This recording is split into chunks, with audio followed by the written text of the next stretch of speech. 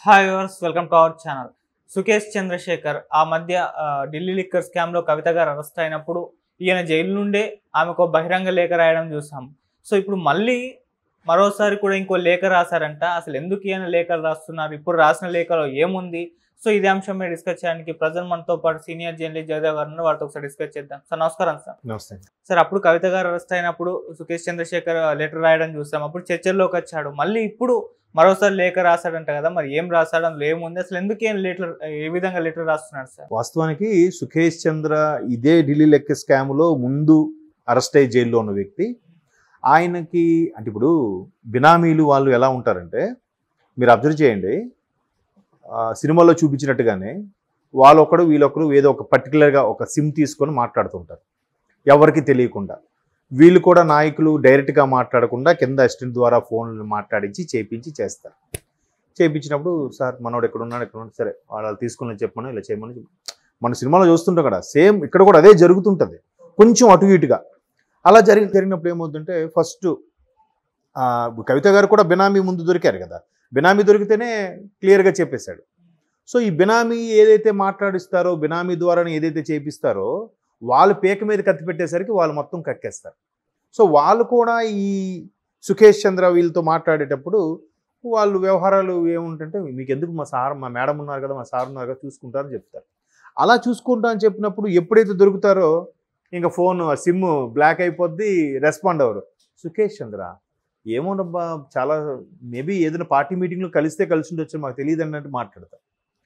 ఎందుకంటే మీకు పోకిరి సినిమాలో డైలాగ్ కూడా ఉంటుంది, అమితాబ్తో దిగిన ఫోటో ఉందిలే నా దగ్గర దుబాయ్లో, నాకు అమితాబ్ బచ్చన్ ఫ్రెండ్ అని చెప్తా అంటాడు ప్రకాష్ రాజ్. అది మీకు కొనుక్కునేసరికి జీవితకాలం అయిపోద్ది అన్నట్టుగా. సో అట్లాగే వీళ్ళు కూడా ఏమోనండి, వాళ్ళు చాలామంది మాతో పొలిటీషియన్స్గా తిరుగుతుంటారు అన్నట్టు చెప్తారు, తెలుసు. కానీ సో ఇప్పుడు ఆయన దొరికిపోయేసరికి ఆయన గోడు ఎవడూ పట్టించుకోలేదు. కనీసం బెయిల్ కోసం ఆలోచించడమో లేదంటే ఏదైనా సపోర్ట్గా లేదు, మేము ఉన్నాం కదా చూసుకుంటామని మాట్లాడి ఏమి చేయలేదంట. అది కడుపు మంటతో ఆయన ఫస్ట్ కవిత గారు ఎప్పుడైతే అరెస్ట్ అయ్యారో వెల్కమ్ టు తిహార్ క్లబ్ అని చెప్పి ఆయన ఒక లేఖ రాశాడు. తర్వాత ఆయనకి ఇబ్బంది పెట్టించిన అందులో భాగంగా కేజ్రీవాల్ గారు కూడా ఉన్నారు కాబట్టి కేజ్రీవాల్ గారి గురించి సంబంధించి కూడా ఒక లేఖ రాశారు ఆయన, వెల్కమ్ టు తిహార్ క్లబ్ అని. తర్వాత ఇంకో ఆయన ఎవరు, డిప్యూటీ సీఎం సిసోడియా, ఆయనకి సంబంధించినప్పుడు కూడా లేఖ రాశారు. అయితే ఇప్పుడు ఏంటంటే ఆయన ఎలా ఉందంటే ఇప్పుడు పరిస్థితి, నేను అరెస్ట్ అయినప్పుడు ఒక్కడు కూడా పట్టించలేదు, ఇప్పుడు మీరందరూ ఒక్కొక్కడు వస్తున్నాడు రా, మీ సంగతి చెప్తా నాగండ్రా అన్నట్టుగా ఉంది ఆయన పరిస్థితి. సో ఇప్పుడు ఆయన రోజుకో స్టేట్మెంట్ ఇవ్వడం వల్ల ఒక్కొక్కటికి వ్యవహారం బయటకు వస్తుంది కాబట్టి ఆయన ఇంకా బయటికి రాకుండా నోరు నొక్కేసే ప్రయత్నం అయితే చేస్తున్నారట. ఓకే, ఎట్లాగా? ఆయన ఇంకో మంత్రి కూడా ఉన్నారు ఇప్పుడు, సిసోడియా వాళ్ళతో పాటు సత్యేంద్ర జైన్ అని ఇంకో మంత్రి, ఆయన కూడా ఇదే వ్యవహారం మీద అరెస్ట్ అయ్యారు. సో ఇప్పుడు ఆయన ఏం చేశాడంటే, ఆయనకి బాగా సన్నిహితుడిగా ఉన్న ఒక రావత్ అనే జైలర్ అంటే ఆల్మోస్ట్ ఐపీఎస్ ర్యాంకు వాళ్ళు ఉంటారు కదా జైలరు, వాళ్ళని తీసుకొచ్చి పెట్టి వాళ్ళ ద్వారా బెదిరింపు చేయడం, నువ్వు నచ్చినట్టు స్టేట్మెంట్ ఇస్తే కుదరదు, నువ్వే లేఖ రాసినా కూడా మాకు చూపించి ఇవ్వాలి, నువ్వు బయటికి లేఖలు రాయడానికి వీల్లేదు. బ్రిటిష్ వాళ్ళ హయాంలోనే లేఖలు రాసి అన్నీ చేసుకున్న సందర్భంలో ఉండేది, ఆ స్వేచ్ఛ ఉండేది. ఇప్పుడు వచ్చేసరికి లేకుండా పోయినట్టుగా అయింది స్వతంత్ర భారతదేశంలో.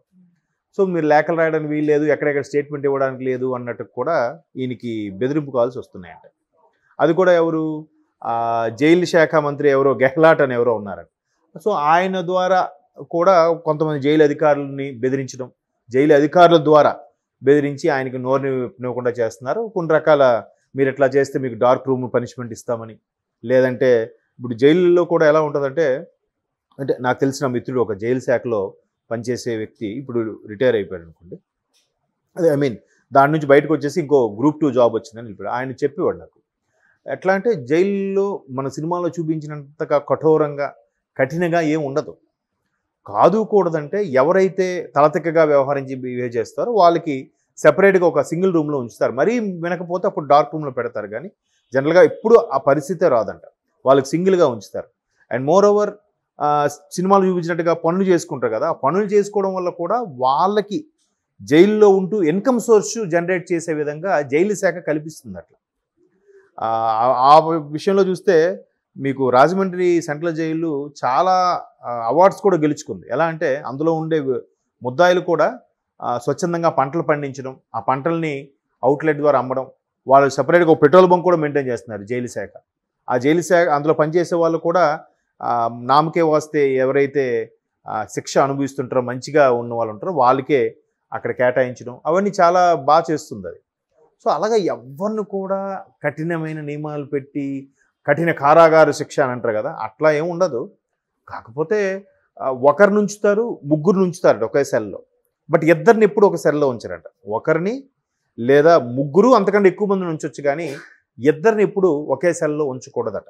ఉంచడం ఏమవుద్దంటే, ఫర్ ఎగ్జాంపుల్ ఇద్దరిలో ఒకరికి ఏమైనా జరిగినప్పుడు రెండో వాడిని మాట ఎలా నమ్మాలి? వాడు ఏదైనా చేసి ఉండొచ్చు, లేదా నాకు తప్పు సంబంధం లేదని కూడా చెప్తాడు వాడు. సో అందుకు ముగ్గురు ఉంచుతారు, అంతకన్నా ఎక్కువ మంది ఉంచుతారు, లేదా ఒక్కరిని ఉంచుతారు, కానీ ఇద్దరిని ఎప్పుడు ఒక సెల్లో పెట్టరంట. అట్లా కొన్ని రూల్స్ అండ్ రెగ్యులేషన్స్ చెప్తే తెలిసింది. సో అలాగా జైలు శాఖ ఏంటంటే, చాలామంది కొంతమందికి నాకు కంఫర్ట్ లేదు, అపీల్ చేసుకుంటారు, నాకు ఇంటి ఫుడ్ కావాలి, కోర్టు పర్మిషన్ తెచ్చుకొని ఇంటి ఫుడ్ తెచ్చుకొని తినడం.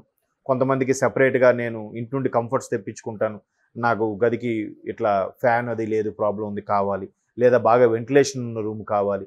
ఇట్లా వాళ్ళు రిక్వెస్ట్ చేసుకొని జైలు శాఖతో మాట్లాడుకొని చేసుకుంటారు. సాధారణ ఖైదీలే అలా ఉన్నప్పుడు ఒక ముఖ్యమంత్రి హోదాలో ఉన్న వ్యక్తి మన అరెస్ట్ అయితే, లేదంటే దానికి సంబంధించిన అనుయాయులు అరెస్ట్ అయితే ఏ స్థాయిలో మర్యాదలు ఉంటాయి? మనం ఇంతకుముందు కూడా చూసాం, జగన్మోహన్ రెడ్డి గారు లాంటి వ్యక్తులు అరెస్ట్ అయినప్పుడు కూడా వాళ్ళకి ఇంటి నుంచి ఫుడ్ రావడం కానీ, వాళ్ళకి అన్ని సదుపాయాలు కల్పించడం కానీ, ఆయన జగన్మోహన్ రెడ్డి గారు కూడా చాలామంది చెప్పేవారు, రోజు పొద్దున్నే షెట్లు ఆడేవారని, ప్రతి వారానికి ఒకసారి 2 సార్లు ములాఖాతులు అరేంజ్ చేసేవారని. అట్లా కూడా జరుగుతుంది. మొన్న కూడా ఈడీ అదే చెప్పింది కదా, వారానికి 5 రోజులు అడిగారంట లాయర్లతో ములాఖత్తుకు మన ఎవరు కేజ్రీవాల్ గారు. ఇప్పుడు ఇది వారానికి 2 సార్లు ఇస్తుంటేనే మీరు అన్ని సాక్షులు తారుమారు చేస్తున్నారు, ఇవన్నీ చేస్తున్నారు, ఇంకా 5 సార్లు ఇస్తే ఇంకేమైనా ఉందా? సో ఇవ్వం మేము అన్నట్టుగా చెప్పారు. సో అలాగా అవకాశము అధికారం ఉన్నప్పుడు మరి కాస్త ఎక్కువగా యూటిలైజ్ చేసుకుంటారు. మీకు జల్సా సినిమా చూస్తే అందులో స్టార్టింగ్లో చూసారా, వాడు స్కిప్పింగ్ ఆడుతుంటాడు, ఒకళ్ళు వచ్చి మాట్లాడతారు, సార్ మాకు ల్యాండ్ ఇష్యూ ఉంది, 5 కోట్లు ఇస్తారా 30 కోట్లు ఇస్తారని అంటే, మొత్తాన్ని డీల్ అయిపోయాక అప్పుడు బయటకు వస్తాడు ఆయన తనిఖీల బండి. బయటకు వచ్చేసరికి బ్యాక్గ్రౌండ్ వాయిస్ ఓవర్ వస్తుంటుంది. మీరు ఎంతవరకు చూసింది జైల్లోనే, మీకు నమ్మకం కుదరకపోతే రోజు పేపర్ చదవండి, ఇంకా నమ్మకం కుదరకపోతే న్యూస్ చూడండి అని అంటాడు. అంటే ఉన్నాయి వాస్తవంగా, మరి అంతే కదా. ఇప్పుడు ఆ జైల్లో ఉన్న సుకేష్ చంద్రకి బెదిరింపులు ఎలాగ వెళ్తున్నాయి? వీళ్ళు జైల్లో ఉన్నా కూడా బయట నుంచి సకల మర్యాదలు వీళ్ళు అన్నీ సంబంధించి దీనికి ఇప్పుడు అధికారులు మార్చాలంటే దానికి సంబంధించిన జైలు శాఖ హోంశాఖ సంతకం పెట్టాలి. ఎట్లా వెళ్తున్నాయి? ఇక్కడ ఉన్న విషయాలన్నీ బయటికి చేరవేసి, లేదా ఇక్కడ ఉన్న వాళ్ళు ముఖ్యమంత్రిల స్థాయి వ్యక్తి అరెస్ట్ అయి ఉన్నాడు కాబట్టి వాళ్ళ ద్వారా పెర్మిషన్ తీసుకొని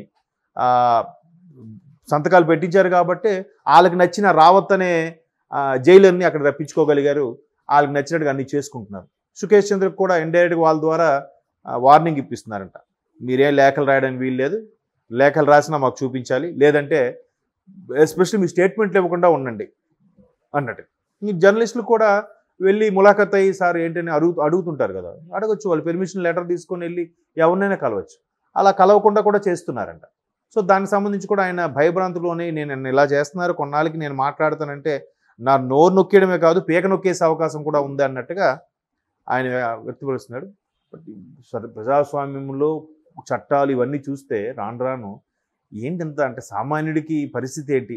ఎంతో కొంత నేము ఫేము ఇన్ఫ్లుయెన్స్ ఉన్న వ్యక్తులకి అలా జరిగితే సామాన్య పరిస్థితి ఏంటి? సో మనం అలా చూస్తూ ఉంటాం, ఇలా డిస్కస్ చేస్తూనే ఉంటాం, అంతే, ఏం చేయలేం. Okay sir, thank you so much.